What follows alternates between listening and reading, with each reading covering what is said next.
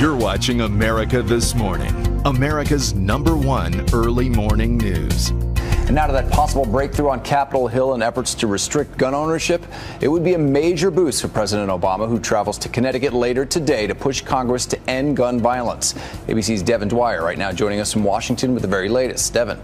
Hey, good morning, John. You know, new gun control measures seemed inevitable immediately after the December shooting at Sandy Hook.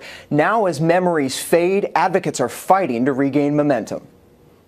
Nearly 4 months after the tragedy at Newtown, a decisive week in the fight over new gun controls.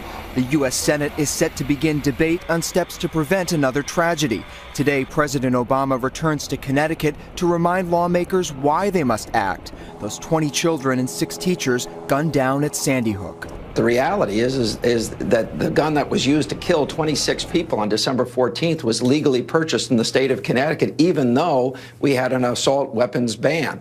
On the table, expanded background checks for gun purchases, tougher penalties for gun trafficking, and more money for school safety. The Senate bill does not include a ban on assault-style weapons or high-capacity ammunition clips. We're going to try to get the strongest bill we can, and there's no reason that we can't have one. This is a 90% issue. You can't get 90% of Americans to agree on the weather. Still, some Republican senators say they plan to filibuster to block the bill. One big sticking point, whether to require background checks for all gun sales, including private transfers. Even if you had all your universal background check, bad guys are going to get guns, and it's not going to solve the problem in the schools, and it's not going to diminish the need for greater security in the schools. If we have a simple up or down vote, we can get this done.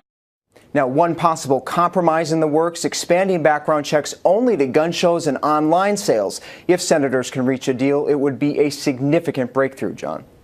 All right, Devin Dwyer in Washington, thank you.